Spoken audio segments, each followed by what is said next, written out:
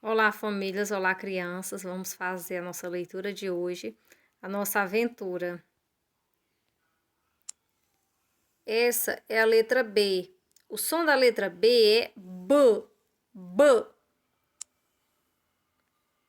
Então, vamos fazer a leitura da família silábica da letra B.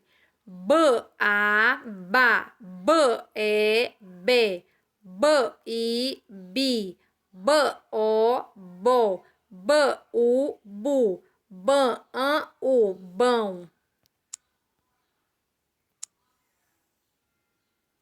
Essa é a letra C. O som da letra C é K.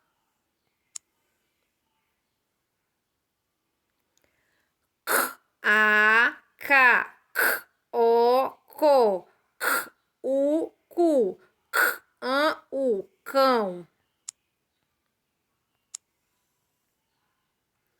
Essa é a letra D. O som da letra D é D. D, A, da, D, E, D, D, I, di, D, O, do, D, U, du, D, An, U, dão. Essa é a letra F.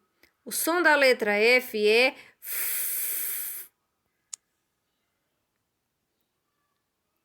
F, A, Fá, F, E, Fé, F, I, Fi, F, O, Fó, F, U, Fu, F, An, U, Fão.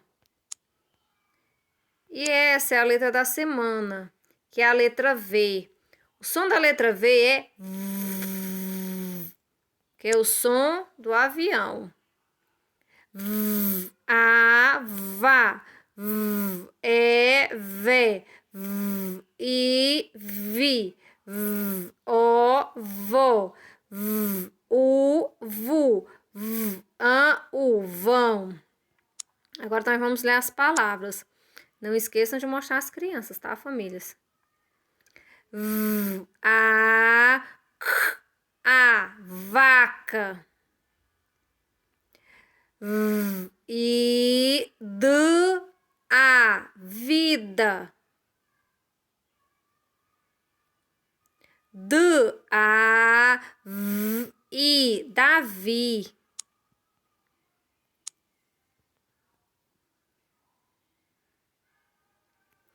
V, E, R, D, I, verde.